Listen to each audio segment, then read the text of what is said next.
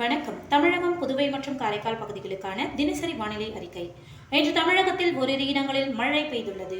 புதுவை மற்றும் காரைக்கால் பகுதிகளில் வறண்ட வானிலை நிலவியது. இன்று அதிகபட்சமாக நீலகிரி மாவட்டம் அவலாஞ்சியில் 8 சென்டிமீட்டர் மழை பதிவாகியுள்ளது. நீலகிரி மாவட்டம் கிளன்மார்கன் 6 சென்டிமீட்டரும், நீலகிரி குந்தாபாலம், கோயம்புத்தூர் சின்னக்கல்லார் தலா 5 சென்டிமீட்டர் மழை பதிவாகியுள்ளது.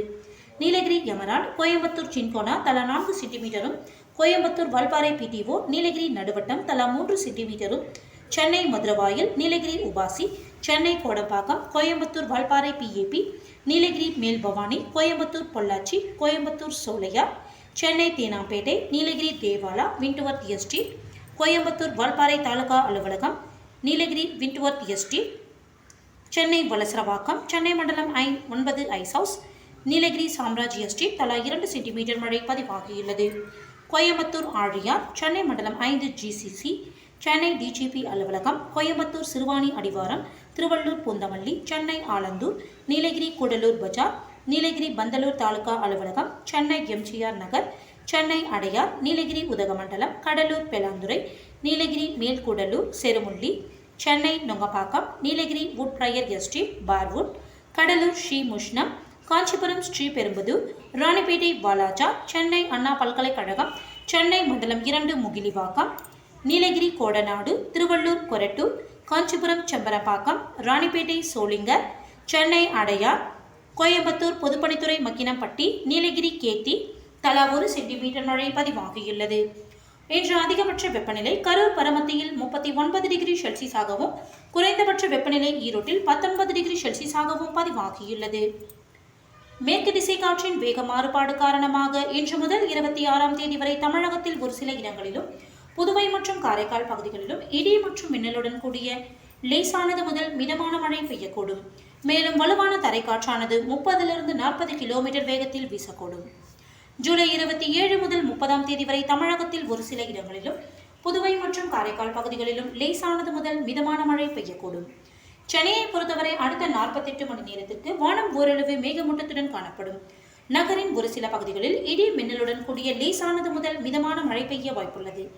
அதிகபட்ச வெப்பநிலை 36 டிகிரி செல்சியஸை ஒட்டியும், குறைந்தபட்ச வெப்பநிலை 27 28 டிகிரி செல்சியஸை ஒட்டியும் இருக்கக்கூடும். மீனவர்களுக்கான எச்சரிக்கை. தமிழக கடலோர பகுதிகள்.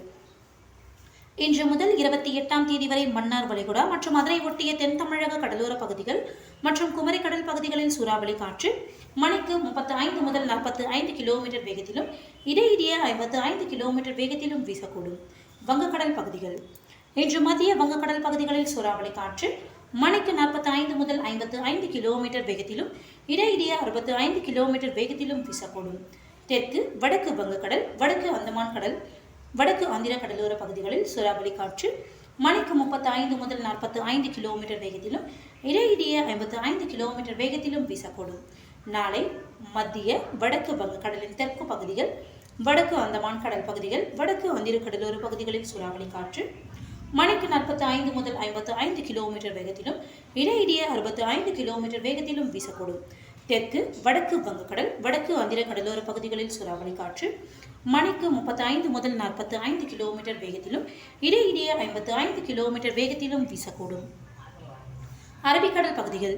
இன்று மத்திய மற்றும் அதனை ஒட்டிய தென்கிழக்கு அரபிக்கடலோர பகுதிகளில் சூறாவளி காற்று மணிக்கு 45 முதல் 55 கிலோமீட்டர் வேகத்திலும், இடையிடையே 65 கிலோமீட்டர் வேகத்திலும் வீசக்கூடும்.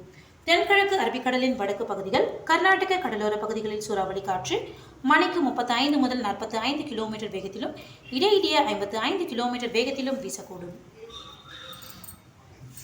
நாளை மற்றும் நாளைய மறுதினம் மத்திய மற்றும் அதனை ஒட்டிய தென்கிழக்கு அரபிக்கடலோர பகுதிகளில் சூறாவளி காற்று மணிக்கு 45 முதல் 55 கிலோமீட்டர் வேகத்திலும், இடையிடையே 65 கிலோமீட்டர் வேகத்திலும் வீசக்கூடும். தென்கிழக்கு அரபிக்கடலின் வடக்கு பகுதிகள், வடக்கு கேரள கர்நாடக கடலோர பகுதிகள் மற்றும் லட்சத்தீவு பகுதிகளில் சூறாவளி காற்று மணிக்கு 35 முதல் 45 கிலோமீட்டர் வேகத்திலும், இடையிடையே 55 கிலோமீட்டர் வேகத்திலும் வீசக்கூடும். ஜூலை 27 மற்றும் 28ஆம் தேதிகளில் மத்திய மற்றும் அதனை ஒட்டிய தென்கிழக்கு அரபிக்கடலோர பகுதிகளில் சூறாவளி காற்று மணிக்கு 45 முதல் 55 கிலோமீட்டர் வேகத்திலும், இடையிடையே 65 கிலோமீட்டர் வேகத்திலும் வீசக்கூடும். தென்கிழக்கு அரபிக்கடலின் வடக்கு பகுதிகள், கர்நாடக கடலோர பகுதிகளில் சூறாவளி காற்று மணிக்கு 35 முதல் 45 கிலோமீட்டர் வேகத்திலும் இடையிடையே 55 கிலோமீட்டர் வேகத்திலும் வீசக்கூடும். மேற்குறிப்பிட்ட நாட்களில் மீனவர்கள் இப்பகுதிகளுக்கு செல்ல வேண்டாம் என்று அறிவுறுத்தப்படுகிறார்கள். நன்றி.